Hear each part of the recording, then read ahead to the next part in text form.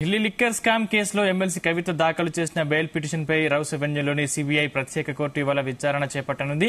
Delhi liquor scam లో కవితను recent గా సీబీఐ అరెస్టు చేసింది.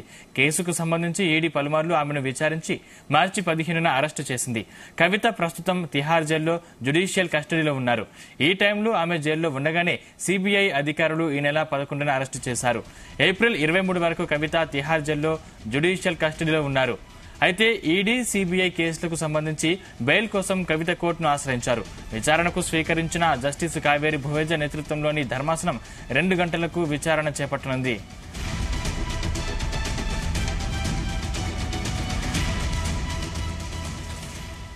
ఇదే అంశానికి సంబంధించిన మరిన్ని పూర్తి డీటెయిల్స్ మా క్రైమ్ బ్యూరో చీఫ్ రవితేజ అందిస్తారు. రవితేజ, ఢిల్లీ లిక్కర్ స్కామ్ కేసులో సిబిఐ అరెస్టుని సవాల్ చేస్తూ కవిత వేసినటువంటి పిటిషన్ పై ఈరోజు సిబిఐ ప్రత్యేక కోర్టులో విచారణ జరిగేటువంటి అవకాశం ఉంది. మధ్యాహ్నం 2 గంటల తర్వాత ఈ పిటిషన్ విచారణకు వచ్చేటువంటి అవకాశాలు కనబడతా ఉన్నాయి.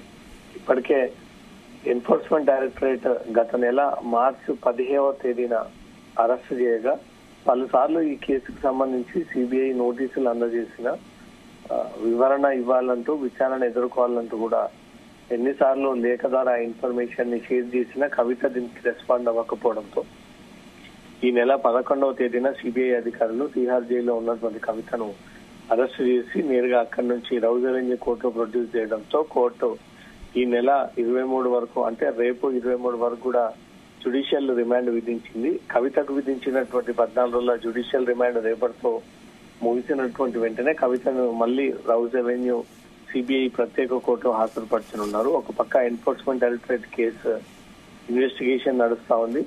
ఎన్ఫోర్స్మెంట్ అధికారులు కూడా కవితను అరెస్ట్ చేసినటువంటి వెంటనే కస్టడీలో కావాలంటూ కూడా కోర్టులో పిటిషన్ దాఖలు చేయడంతో కోర్టు అనుమతి మేరకు కవితను కస్టడీకి తీసుకొని విచారణ చేపట్టి కోర్టులో ప్రొడ్యూస్ చేస్తున్నటువంటి వెంటనే సిబిఐ ఎంటర్ అయ్యి సిబిఐ కూడా గతంలో నమోదు చేసినటువంటి కేసు ఆధారంగా చేసుకొని సిబిఐ అధికారులు కూడా కవితను క్వశ్చన్ చేయాలంటూ కూడా కస్టడీ కోరడంతో కస్టడీకి అనుమతి ఇచ్చింది. 3 రోజుల పాటు కస్టడీ ముగిసినటువంటి వెంటనే కోర్టులో ప్రొడ్యూస్ చేయడంతో ఈ నెల 23 వరకు కవితకు జ్యుడిషియల్ రిమాండ్ విధించడం జరిగింది.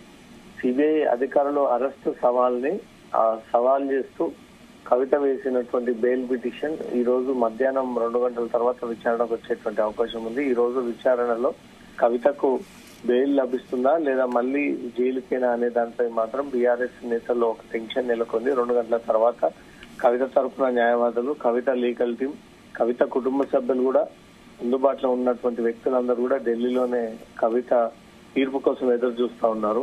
సిబిఐ దాంట్లో బెయిల్ లభించినా మళ్ళీ ఎన్ఫోర్స్మెంట్ డైరెక్టరేట్ కేసులో కూడా ప్రస్తుతం రిమాండ్ లో ఉంది కాబట్టి ఎన్ఫోర్స్మెంట్ డైరెక్టరేట్ అధికారులు అరెస్టుని కూడా తప్పుపడుతూ సవాల్ చేస్తూ ఇప్పటికే కవిత ఈడీకి వ్యతిరేకంగా ఒక బెయిల్ పిటిషన్ కూడా దాఖలు చేయడం జరిగింది. మధ్యలో కొన్ని రోజులు మధ్యంతర బెయిల్ కావాలంటూ కూడా కవిత కోర్టుని ఆశ్రయించడము, కోర్టు దాన్ని కన్సిడర్ చేయకపోవడము, ఏమాత్రం కవిత విషయంలో కోర్టు అనుకూలమైనటువంటి ఆదేశాలు ఇవ్వకపోవడంతో మాత్రం మళ్ళీ సిబిఐ దీంట్లోకి ఎంటర్ అయ్యి సిబిఐ అధికారులు అరెస్ట్ చేసి కోర్టులో ప్రొడ్యూస్ చేయడం జరిగింది. ఈ రోజు జరగబోయేటువంటి బెయిల్ పిటిషన్ విచారణలో ఏం జరగబోతా ఉంది, ఎలాంటి నిర్ణయం తీసుకోబోతా ఉన్నారు, ఏదైనా బెయిల్ ఇచ్చేటువంటి అవకాశాలు ఉన్నాయా, బెయిల్ ఇస్తే మాత్రం సాక్ష్యాధారులను, సాక్షులను, నిందితులను, అప్రూవర్లని భయపెట్టించి సాక్ష్యాలని తారుమారు చేసేటువంటి అవకాశాలు ఉన్నాయి కాబట్టి బెయిల్ ఇవ్వకూడదు అంటూ కూడా గత వాదనలు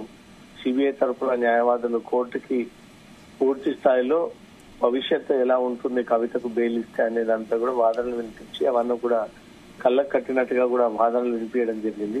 ఈ రోజు కూడా కవిత బెయిల్ పిటిషన్ రీచ్ అయినటువంటి వెంటనే సిబిఐ తరఫున న్యాయవాదులు జరగబోయేటువంటి పరిణామాలని దృష్టిలో పెట్టుకుని ఆ విషయాలన్నీ కూడా ధర్మాసనం అక్కడ జరిగినటువంటి వాదనలను బట్టి, 2 వైపుల నుంచి జరిగినటువంటి వాదనల్ని బట్టి ధర్మాసనం ఈ రోజు ఒక నిర్ణయం తీసుకునేటువంటి అవకాశం ఉంది. రేపటితో కవితకు సంబంధించినటువంటి జ్యుడిషియల్ రిమాండ్ ముగుస్తుంది కాబట్టి రేపు మళ్ళీ సిబిఐ ప్రత్యేక కోర్టులో కవితను హాజరుపరచనున్నారు. Sandeep, thank you Raviteja.